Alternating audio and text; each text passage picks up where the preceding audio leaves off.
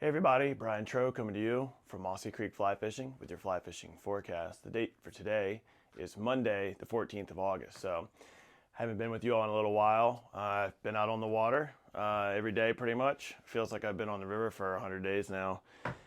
There's a lot of fishing going on. There's a lot of information to get through, a lot of wood to chop. So, I'm just going to dive right in. Let's start with trout. It is August. It's mid-August. It's hot. A lot of the trout fisheries in the state suffer this time of year. They get low. Some get warm. Some get both. So a lot of trout fishermen are always asking, hey, where can we go this time of year? So let's start with that, okay? We want to focus on our spring creeks, Mossy Creek being one of them. There's a lot of great opportunities this time of year on streams like Mossy Creek, okay? The terrestrial bite is in full swing. We've had awesome beetle fishing since about middle of July. It's been really good. It's going to stay good. They're going to eat beetles. They're going to eat ants. Grasshoppers have become really important too. They're going to get even more important as we go through August into September, into October, believe it or not, even into November a little bit. So, a lot of people see grasshoppers out and about in June and July, but the fish don't really see them a lot. I mean, they live all amongst the fields, up in the grass.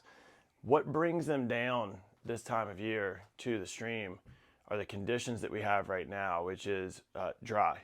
The drier it gets, the warmer it gets, the more those bugs will seek out some of the moisture that's provided by the spring creeks. You know, the spring creeks are so cold relative to air this time of year, they kind of billow out moisture, and dew is just covering all the sides of the streams. And so what you're doing is you're getting all these extra insects down in close proximity to the water. They jump in, they fall in, they get spooked in. They're getting bigger too, so they molt, they grow. The ones along Moss Creek, we call them corn-fed hoppers. I mean, they get really big, tans, greens, and yellows. So start to load up on your hoppers.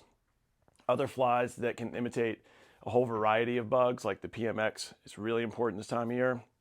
So speaking of the PMX, this is when we have our big hex hatch. Now, not a lot of Virginians know or seek out this hatch because it's kind of specific. So the hex bug, which is a massive mayfly, I mean, it's bigger than our green drakes.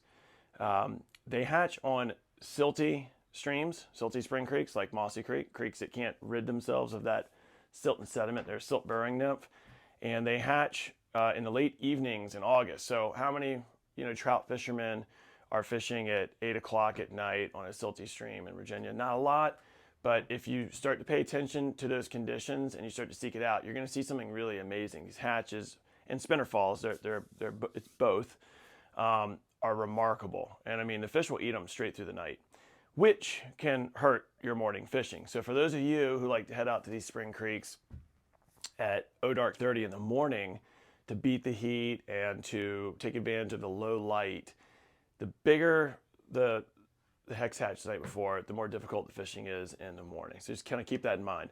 Tricos are in full swing. The fish are completely dialed into them. Those are hitting the water this time of year around 9 o'clock, okay, the Trico spinner fall, which is really important to get the fish up and looking. However, a Trico is not a very big meal compared to a hex fly. So if you've got great evening bite, the morning bite can be a little bit tough.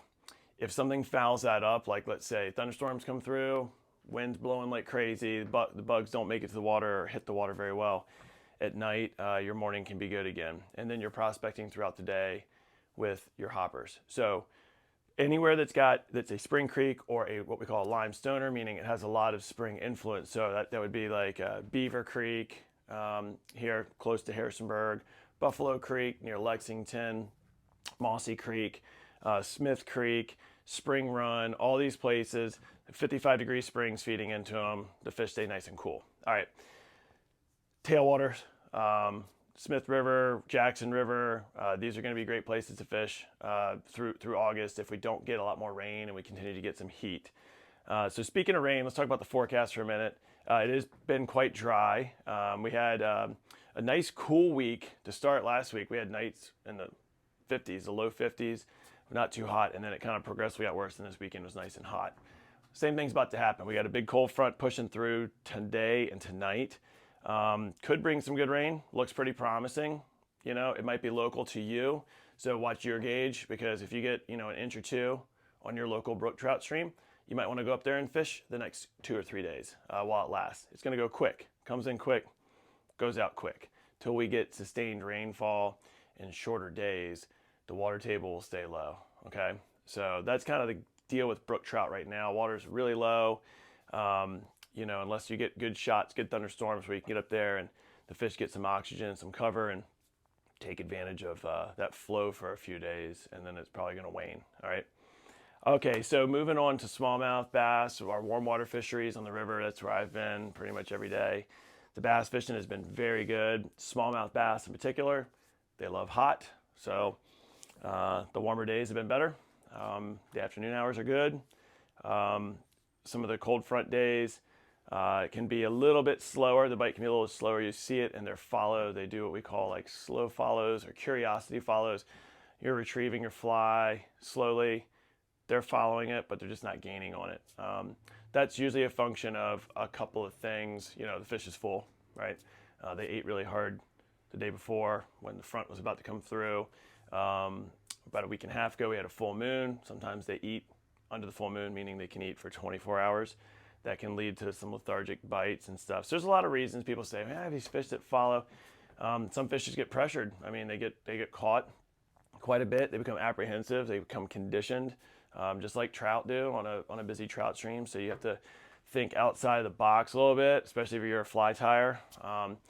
But we are coming into prime bug season. So if the water stays low like it is and it stays pretty warm like it has been, they are going to be really sitting in those shade lines underneath the box elders and the sycamore trees in that heavy dark shade.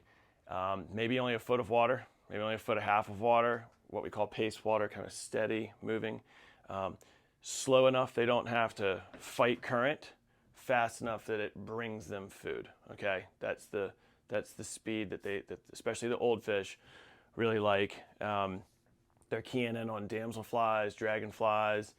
There's cicadas around. You see one hit the water every now and then. You hear them in the trees, our dog day cicadas. But cicadas are really going to become more important next month in September as they begin to die. Then they're going to hit the water a whole lot more. So when you're fishing these popping bugs, remember, don't pop them really loudly, okay? If you open your ears, you'll notice there's nothing out on the river that pops, all right? So be careful not to work your topwater fly too loudly, okay? If they aren't looking up, it's good to give some motion. It's good to hit the water fairly hard, right? That's that plop that they hear when it hits. Same thing with those terrestrials on the spring creeks. That is a sound that they like, all right? But it's a fine line between, you know, ringing the dinner bell and sounding a fire alarm, okay? You'll figure it out. If you can sight fish a lot this time of year, and I always tell people, you'll never learn more about fish and fishing than when you're sight fishing. When you see fish, you get feedback, okay? Even if it's negative feedback. Feedback is good. Getting rejected hurts sometimes, but it lets you find that balance that I'm talking about and figure out the next time around how hard to hit the water, how hard to move your fly, how hard to strip, what pace to move your bug at. So same thing with the largemouth. They're just more lethargic. They don't love 95-degree days. They get even lazier than they already are. You can't convince them to come off that wood into the current. You see, a river like the Shenandoah has got lots of fast water, and then it's got soft water spots and pools. And the largemouth, if you're asking them to swim off of that really slow speed or that wood, that deadfall into current, there's only a couple days out of the month that they'll actually do that really hard. So if you want to target these big Florida strain largemouth that are on the river, they're there. You have to be surgical. You have to pick it apart. You have to have the right craft. You have to be able to get in there quietly and just work a spot really well. Okay, that's the ticket there. Muskie, we're still laying off of. That's probably more like beginning of October. Okay, so speaking of October, it's the 14th of August. We have probably 2 really good months on the South Fork for bass fishing. Maybe a week or 2 extra, like where we fish down in Central Virginia on the James, where it's a little bit warmer. So that's what you've got. You've got 2 months left of really solid smallmouth fishing, particularly topwater fishing. And then once that big cold front comes through Virginia, sometime in the middle of October, it's going to knock them off their lives. It's going to slow their metabolism down. They're going to head to the pools. Okay, so you got plenty of time left to get out there. September is an awesome month to be on the river. There's far less people, far less river traffic. And as we get closer and closer to that October cutoff, the bite, especially the larger, older fish that understand how hard it is to winter, being a small organism, how hard it is to winter with the calories they have, they will eat aggressively. So it can stay really good right up through the first, second week in October. So fish your spring creeks for trout, fish your tailwaters for trout. Wait on those brook trout until you get some really good storms and really good rains, especially if that pairs up with like a cool week. That'll be good. We need some rain. And then really go focus on your smallmouth and your largemouth bass, and hold off on those muskie until those water temps come down and it's really safe. Don't forget the carp. The carp is awesome. Don't have time for that today, but the carp fishing can be quite good this time of year. You have to be able to see them, and those are the conditions that we have right now. So, all right, until next time, thanks for tuning in, you all. Get out on the water and enjoy it.